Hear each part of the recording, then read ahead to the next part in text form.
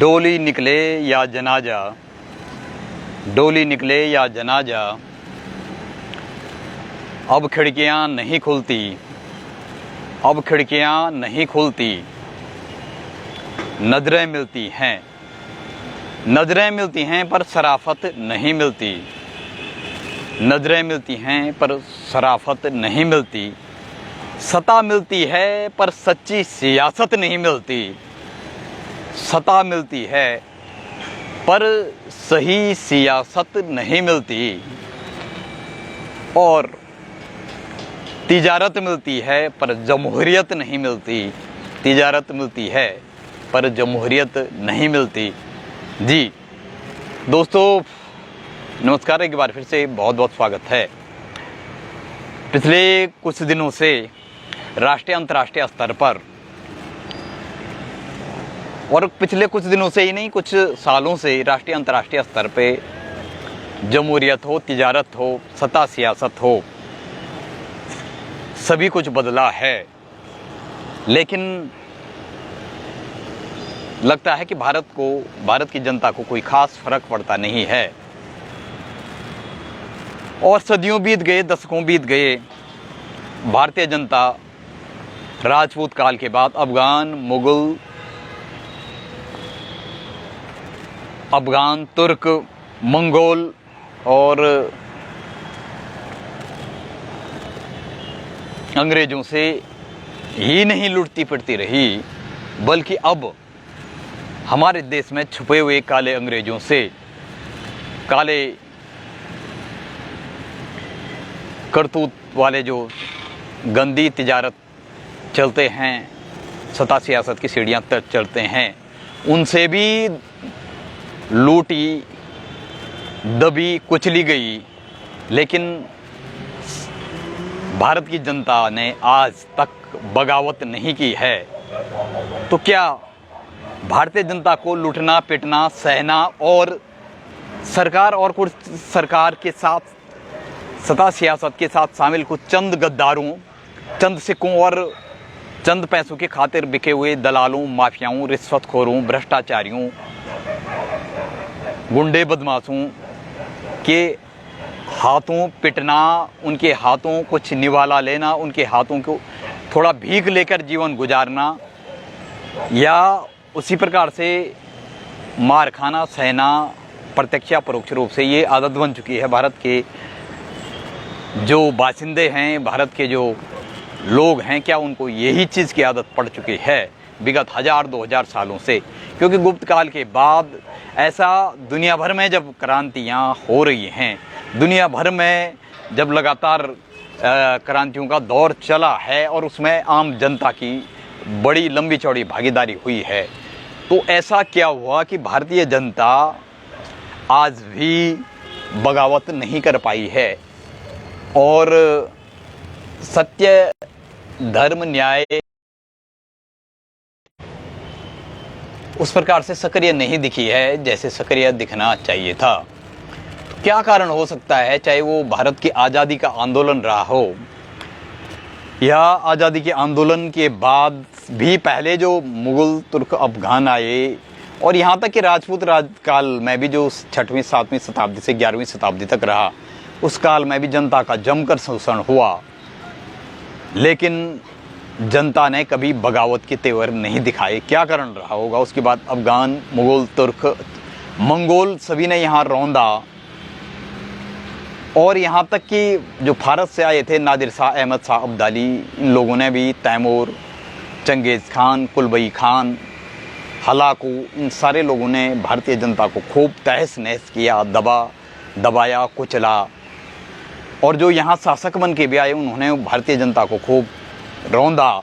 लेकिन भारतीय जनता कभी बगावत नहीं कर पाई। अंग्रेज़ का जो स्वाधीनता आंदोलन है, हालांकि पाठ्यक्रम में ज़रूर पढ़ाया जाता है कि ये आंदोलन बड़ा व्यापक था, लेकिन आंदोलन के असफल होने के कारण, चाहे 1857 की क्रांति हो, चाहे उसके बाद की क्रांति हो, आंदोलन का असफल होने का कारण अगर आप पढ़ेंगे, अगर आप इतिहास को पढ़ते हैं, चाहे वो एकेडमिक स्कूल में पढ़ते हैं, कॉलेज में पढ़ते हैं, या जिज्ञासा से पढ़ते हैं, तो आपको पता होगा कि भारत का जो स्वतंत्रता स्वाधीनता संग्राम का जो आंदोलन था वो सफल इसलिए नहीं हुआ क्योंकि उसके सबसे बड़े कारणों में एक कारण ये भी था कि उसमें आम जनता की भागीदारी नगण्य थी। वो कुछ जमींदारों के द्वारा, कुछ छोटे बड़े राजाओं के द्वारा लड़ी गई लड़ाई ही थी और वास्तविक अगर निष्पक्ष रूप से देखा जाए तो उसमें जनता की कहीं कोई भागीदारी थी नहीं।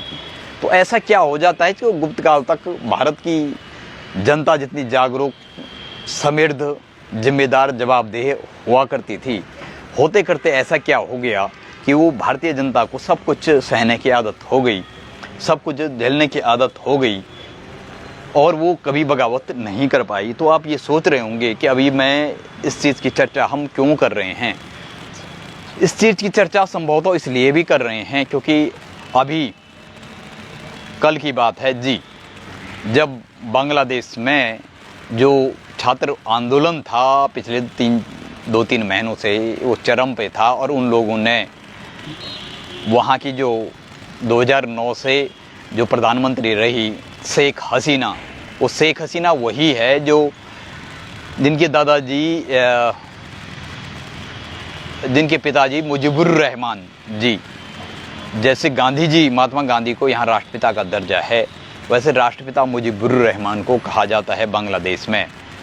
तो वो उनकी लड़की थी और 2009 से लगातार 15 साल से सत्ता सियासत पर काबिज थी। जिस प्रकार से छात्र आंदोलन ने, जनता ने उनका एक साथ आके उनको सत्ता सियासत को उखाड़ फेंका है, ऐसा भारत में नहीं हुआ।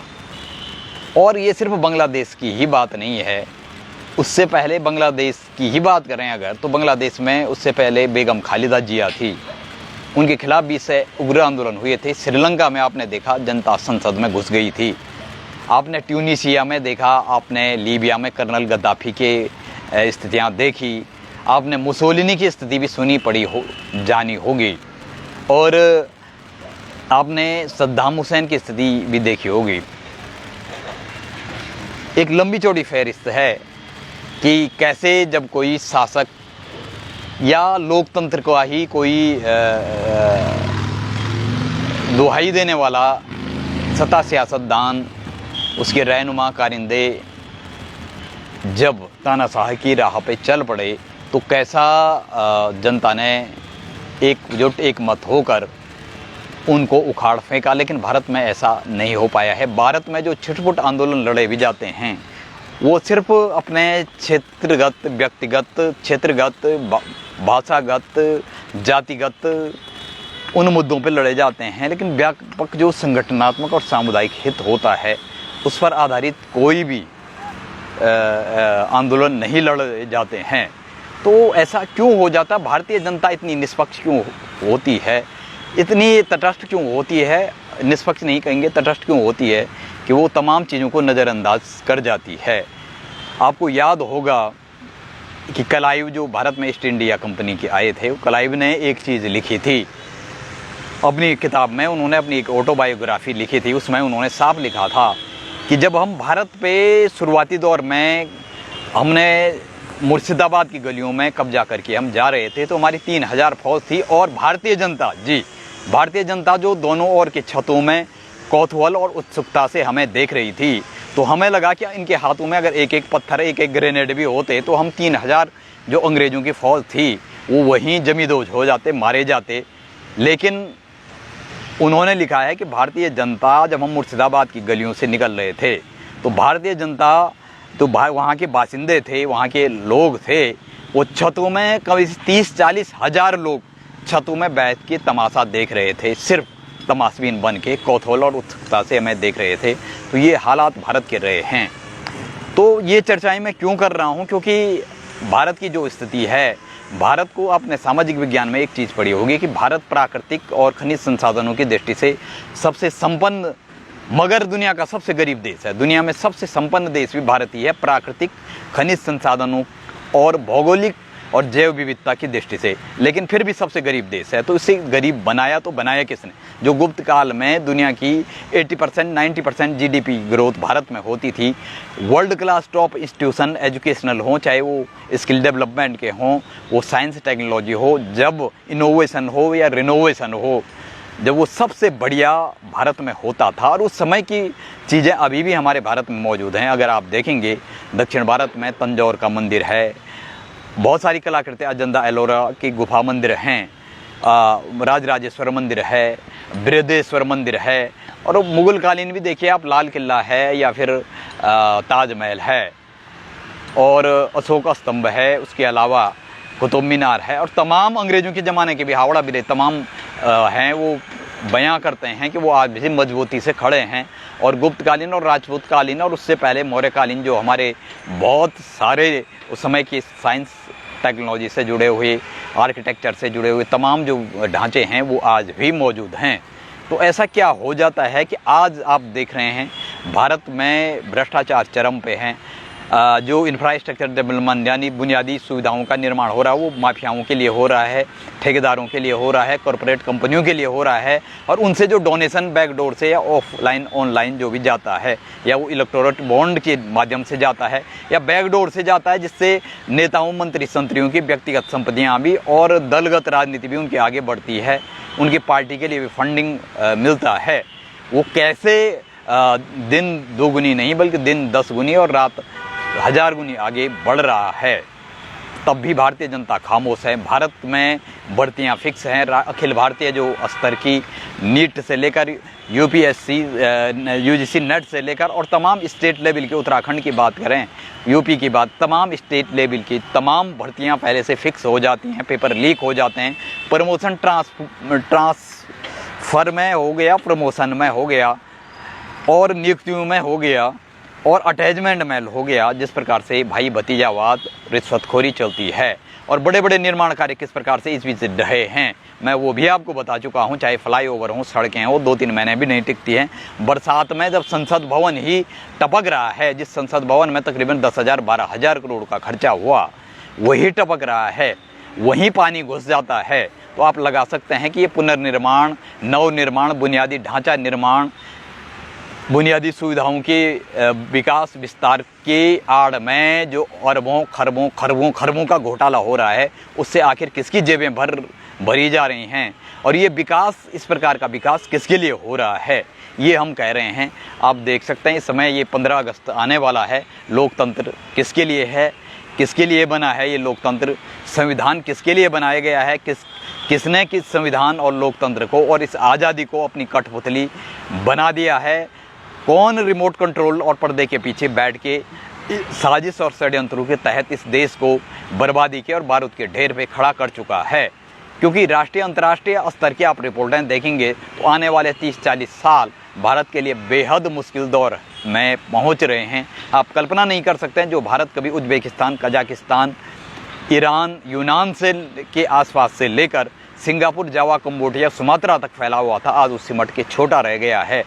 और यहाँ पे जो यहाँ के बासिंदे हैं उनके लिए तो एक छत, सर छुपाने की छत नहीं मौजूद है। लेकिन जो बाहर से शरणार्थी आए हैं, चाहे वो तिब्बतियन हो, बांग्लादेशी हो, पाकिस्तान से आए हों, उनके लिए यहाँ बाकायदा बस्तियाँ बसाई जाती हैं, उनके लिए दुकानें आवंटित की जाती हैं। ये भारत सरकार की कौन सी पॉलिसी है, कौन सा राजधर्म है, कौन सी राजनीति है, ये आप खुद अंदाज़ा लगा सकते हैं कि भारत सिमटते सिमटते जो बृहत्तर भारत था, गुप्तकालीन मौर्यकालीन भारत, वो सिमटते सिमटते कितने छोटे दायरे में पहुंच चुका है। और अगर यही हालात रहे तो आने वाले 10-12 सालों में ही नहीं बल्कि 30-40 सालों में 2050 तक इस भारत की क्या हालत होंगे, आप खुद अंदाज़ा लगा सकते हैं। लेकिन जनता फिर भी खामोश रहेगी, क्योंकि उसको खामोश रहने की आदत है, उसको शोषित होने की, शोषण सहने की आदत है, उसको अन्याय सहने की आदत है। वो गीता के जो उपदेश भगवान कृष्ण ने दिए थे उसको वो भूल चुकी है, और उसको लड़ना बाबर ने भी कहा है, ये मैं नहीं कह रहा हूँ, बाबर ने खुद, अब बाबरनामा जो तुजुके बाबरी उनकी आत्मकथा, उन्होंने लिखा है कि भारतीय आदमी है, भारतीय जनता है, वो सामने सामने लड़ना नहीं जानती है, वो सिर्फ षड्यंत्र और साजिशें करना तो जानती है पर्दे के पीछे से, लेकिन सामने आके उनको लड़ना मंजूर नहीं है। तो जब तक व्यापक जन आंदोलन भारत में आज तक हुआ ही नहीं है, और जब तक ये नहीं होगा तब तक न रिश्वतखोरी रुकेगी, न भ्रष्टाचार रुकेगा, न ये अन्याय जो चल रहा है, लोकतंत्र और जो संविधान का गला घोटा जा रहा है, जो आज़ादी का गला घोटा जा रहा है, और जो लोकतंत्र सत्ता सियासत को लूट तंत्र, वोट तंत्र और नोट तंत्र में इन्होंने बदल दिया है, और कुछ अपने मनमाने तरीके से इनकी परिभाषाएं गढ़ी जा रही है, लोकतंत्र का ताना बाना बुना जा रहा है, गढ़ा जा रहा है राजनेताओं के द्वारा अपने व्यक्तिगत और पार्टीगत दलगत क्षुद्र संकीर्ण कुत्सित और निकृष्ट स्वार्थों के लिए। ये बेहद चिंतनीय विषय है और अगर हम नहीं समझे तो आने वाले 30-40 सालों में न भारत रह पाएगा, न भारतवासी रह पाएगा, न जो सनातन की बात हो रही है वो सनातन भी अपने मौजूदा जो मौलिक रूप में है वो नहीं रह पाएगा। और तब क्या रहेगा भारत में, सत्ता सियासत में क्या रहेगा? बदमाशों, बेईमानों, रिश्वतखोरों, भ्रष्टाचारियों की चांडाल चौकड़ी रहेगी। और मैं पहले भी बता चुका हूँ, कोई पार्टी नहीं चला रही इस देश को माफिया चला रहे हैं, भ्रष्टाचारी चला रहे हैं। सत्ता सियासत से जुड़े हुए जो कुछ पर्दे के पीछे हैं तो कुछ पर्दे के आगे भी हैं, पर्दे के पीछे ज़्यादा हैं। उनके हाथ में इस देश का रिमोट कंट्रोल है। वो पार्टी तो सिर्फ एक लेवल है, मुखौटा है, उसके पीछे कौन से खेल खेले जा रहे हैं, चाहे वो नवनिर्माण के रूप में हो, चाहे वो खनन के रूप में हो, चाहे वन माफिया हो, खनन माफिया हो, निर्माण माफिया हो, भूमि माफिया हो, भवन माफिया हो, भर्ती माफिया हो, शराब माफिया हो, जो भी माफिया जिस रूप में काम कर रहे हैं, वो पर्दे के पीछे से उनका बड़ा तबका है जहाँ सबसे बड़ा हिस्सा जाता है, वो इस देश को चला रहे हैं और वो इस देश को बर्बादी के उस कगार पे छोड़ने वाले हैं कि कब वो निकल जाएं भारत को बर्बाद करके, कुछ पता नहीं है। और मौजूदा सरकार जो बहुत ज़्यादा दुहाई देती है, उसके शासनकाल में भी तकरीबन 17.5 लाख उद्यमी और लोग भारत की नागरिकता छोड़कर विदेशों में पलायन कर चुके हैं। ये स्थितियाँ आ चुकी हैं। और देखो, पंडाल सजेंगे, जनता के सामने सपने सब्जबाग दिखाए जाएंगे, जमहूरियत की, तिजारत की और लोकतंत्र की, संविधान की दुहाई दी जाएगी। सपनों का सौदागर बन के सपने और सब्जबाग दिखाए जाते रहेंगे और यूं ही जनता लुटती पिटती रहेगी और ऐसे ही पंडाल सजाए जाएंगे। जो अभी हमारे पीछे पंडाल है वो जल्द ही 15 अगस्त आने वाला है। जी, देश का जो लोक गणतंत्र के बाद जो स्वतंत्रता आंदोलन होता है, स्वतंत्रता दिवस होता है, वो मनाया जाएगा। उसके लिए ये पंडाल फिर से सज रहा है, आप देख लीजिए।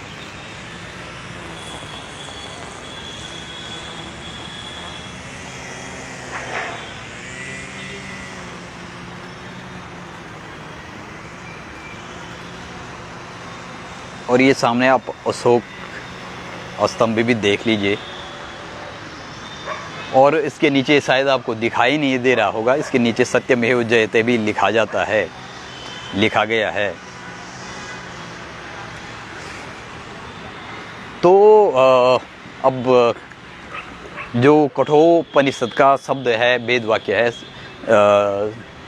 जिसका नाम है सत्यमेव जयते, वो सत्य की नहीं बल्कि भ्रष्टाचार, लूट तंत्र, वोट तंत्र, नोट तंत्र का जो ये ड्रामा चल रहा है, लोकतंत्र का जो तमाशा चल रहा है, या लोकतंत्र पे जो तमाचा मारा गया है, लोकतंत्र को ड्रामा बना दिया गया है,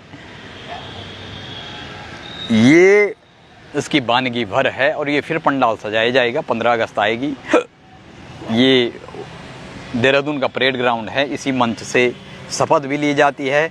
इस मंच पे मोदी से लेकर राजीव गांधी, इंदिरा गांधी, जवाहरलाल नेहरू से लेकर और उत्तराखंड के सत्ता सियासत में, चाहे वो उत्तराखंड गठन के बाद भगत सिंह कोश्यारी हो, नित्यानंद स्वामी हो, रमेश पोखरियाल निशंक हो, भुवन चंद खंडोड़ी हो, त्रिवेंद्र रावत, तीरथ रावत हो, हरीश रावत हो, मुख्यमंत्री धामी हो, सभी यहीं से शपथ लेते हैं।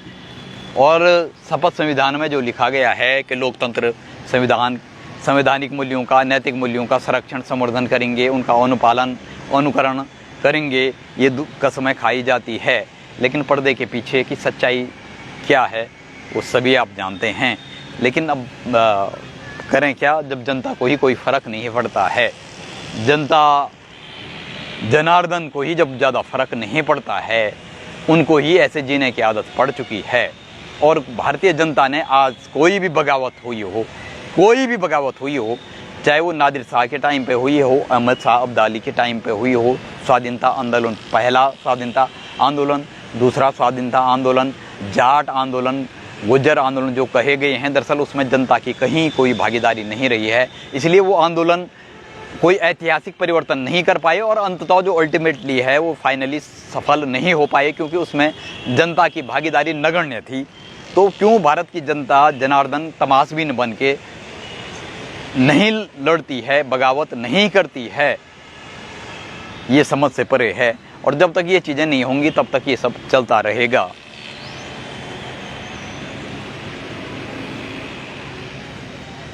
और ऐसे ही पंडाल सजाए जाते रहेंगे, ऐसे ही चाहे दिल्ली में हो, चाहे देहरादून में हो, चाहे कहीं भी हो, ऐसे ही सपने सब्जबाग दिखाए जाते रहेंगे, सपनों के सौदागर बन के। और लोकतंत्र और संविधान और आज़ादी के कठपुतली बनाकर और उसका ठेकेदार बन के ये लोग इसी प्रकार से इस देश को संसाधनों, प्राकृतिक संसाधनों, भौगोलिक संसाधनों को लूटते रहेंगे, चाहे वो खनन माफिया के रूप में हो, वन माफिया के रूप में हो, शराब माफिया के रूप में हो, बढ़ती माफिया के रूप में हो, भवन माफिया के रूप में हो, भूमि माफिया के रूप में हो, जंगल माफिया के रूप में हो, या माफियाओं की जो अलग अलग नामकरण हैं उस रूप में। इसी प्रकार से ये लूट मचाते रहेंगे। ये लोकतंत्र लूट तंत्र में, वोट तंत्र में, नोट तंत्र में बदल जाएगा। लोकतंत्र के जो ये चुनाव होते हैं वो महापर्व नहीं, महाकुंभ नहीं, पर लोकतंत्र और संविधान पे और आज़ादी पे एक तमाचा होगा। ये लोकतंत्र का ड्रामा होगा, लोकतंत्र का तमाशा होगा। और जो बात कर रहे हैं कि लोकतंत्र संभल रहा है, संवर रहा है, या लोकतंत्र बिखर रहा है, सिमट रहा है, सिकुड़ रहा है, ये एक बहुत बड़ा सवाल है। और इस सवाल का जवाब शायद जनता भी नहीं तलाशनी चाहती है, या फिर हमारे जो रहनुमा है, कारिंदे हैं, उन्होंने जनता को ही इस स्थिति में भेज दिया है कि उसे इसी प्रकार से लूटते पिटते रहने की आदत पड़ चुकी है, इसी प्रकार से जीने की आदत पड़ चुकी है, या उनको लड़ने की स्थिति में भी मानसिक रूप से, शारीरिक रूप से इस प्रकार बना दिया गया है कि वो हमारे सत्ता सियासतदानों ने, हमारे जो राजनेता हैं, भ्रष्टाचारी हैं, माफिया हैं, रिश्वतखोर हैं, जमाखोर हैं, मुनाफाखोर हैं, और तमाम जो भी भ्रष्टाचारी हैं, चाहे वो राजनेता हों, कॉरपोरेट घराने के हों, समाज के तथाकथित धर्माधीश हों, जो भी हों, क्या उन्होंने जनता को इस स्थिति में छोड़ दिया है, ये जनता को उस स्थिति में पहुंचा दिया है कि जनता को अब लड़ने के लायक भी नहीं रह गई है, या जनता को चुपचाप सहने की आदत पड़ चुकी है। तो कुछ कहा नहीं जा सकता है। तो अब फिर मैं इन्हीं लाइनों के साथ ख़त्म करना चाहूँगा, क्योंकि 15 अगस्त भी आने वाला है। बांग्लादेश में इतनी बड़ी क्रांति हुई, प्रधानमंत्री को दुम दबा के वहाँ भागना पड़ा। पिछले 1-2 साल पहले श्रीलंका में ऐसी स्थितियाँ आई थी कि जब वहाँ के प्रधानमंत्री और अन्य जो उनके कैबिनेट के थे उनको वहाँ से भागना पड़ा था। ट्यूनीशिया में हुआ, मिस्र में हुआ, इसी डिकेड में, यानी इसी दशक में। वो अफ़गानिस्तान हो, चाहे वो इराक हो, चाहे वो लीबिया हो, कहीं भी हो, जनता जनार्दन ने बगावत पे जब उतर आई, अपने व्यक्तिगत संकीर्ण, क्षुद्र, जातिगत, राष्ट्र पार्टीगत, भाषागत और क्षेत्रगत स्वार्थों से ऊपर उठकर जब जनता जनार्दन ने एकजुट, एक मत होकर संगठनात्मक, सामुदायिक और जो सामूहिक हैं उसके लिए जनता जब एकजुट होकर एक मंच पे आई है, तो इतिहास की दशा बदली है, दिशा बदली है, इतिहास बदला है, नए इतिहास बने हैं, नए इतिहास गढ़े गए, नए परिवर्तन किए गए, और इतिहास की धारा बदली गई। और धारा ही नहीं बदली गई बल्कि नए इतिहास और सत्ता सियासत को उखाड़ फेंकने के बाद देश दुनिया में एक नए इतिहास का जन्म हुआ, एक नई कहानी, एक नई इतिहास की नई इबारत लिखी गई। लेकिन भारत में ऐसा शायद होना नामुमकिन लगता है, क्योंकि भारत इतने दौरों से गुजर गया, इतने शोषण से गुजर गया, लेकिन जनता जनार्दन को कोई फ़र्क पड़ता नहीं है।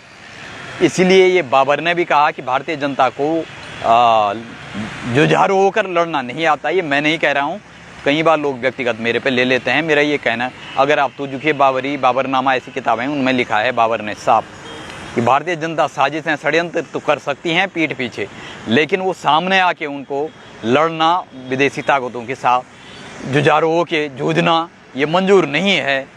बाबर ने भी कहा था, कलाइव ने भी कहा था कि जब हम भारत में शुरुआती दौर में हमने भारत में छोटे मोटे आक्रमण किए और सबसे पहले शुरुआती दौर में हमने मुर्शिदाबाद जो पश्चिमी बंगाल में है वहाँ जीता, तो जब हम मुर्शिदाबाद की गलियों से 3000 सेना के साथ निकल रहे थे विजयी होके, तो भारतीय जनता छतों में कौतूहल होके देख रही थी 30-40 हज़ार जनता। तो हमें लगा इनके हाथ में एक एक पत्थर, एक एक ग्रेनेड भी होते तो हम वहीं जमींदोज हो जाते, ख़त्म हो जाते। लेकिन भारतीय जनता क्या ऐसी तमाशबीन रहेगी बन के, या कुछ इतिहास बदलने की, इतिहास की धारा बदलने की, नए इतिहास गढ़ने की और देश को एक नई ऊंचाइयों के नैतिक रूप से हो, सामाजिक आर्थिक रूप से हो, किसी भी रूप से हो, एक नवीन ऊंचाइयों की तरफ, या अपने जो भारत का स्वर्णिम दौर रहा है गुप्त काल, मौर्य काल, वैदिक काल, उस दिशा में उस इतिहास को दोहराएगी, नया इतिहास बनाएगी, रचेगी, गढ़ेगी, इतिहास की धारा बदलेगी, कहना मुश्किल है। तो इसलिए फिर मैं इन्हीं शब्दों से इस वीडियो को ख़त्म करता हूँ, चूँकि 15 अगस्त भी आने वाला है, कि अब डोलियाँ निकले या जनाजा निकले, खिड़कियाँ खुलती नहीं हैं। अब डोलियाँ निकले, जनाजे निकले, खिड़कियाँ खुलती नहीं हैं। और अब सियासत मिलती है लेकिन शराफत नहीं मिलती है। सियासत मिलती है लेकिन शराफत नहीं मिलती है। और सत्ता मिलती है लेकिन तिजारत नहीं, तिजारत मिलती है लेकिन जमहूरियत नहीं मिलती है। तिजारत मिलती है मगर जमहूरियत नहीं मिलती है। सत्ता मिलती है, सत्ता मिलती है मगर शराफत नहीं मिलती। अब जनाजा निकले या डोलियाँ निकलें, खिड़कियाँ नहीं खुलती, खिड़कियाँ नहीं खुलती। अब सिर्फ तिजारत चलती है, सिर्फ तिजारत चलती है, जमहूरियत नहीं मिलती। सियासत चलती हैं लेकिन शराफत नहीं मिलती। सत्ता मिलती है मगर शराफत नहीं मिलती। अब डोलियाँ निकले, जनाजा निकले, पर खिड़कियाँ नहीं खुलती, खिड़कियाँ नहीं खुलती। बहुत बहुत शुक्रिया, बहुत बहुत शुक्रिया। वंदे मातरम, जय हिंद, जय भारत, जय उत्तराखंड और नमस्कार। वंदे मातरम।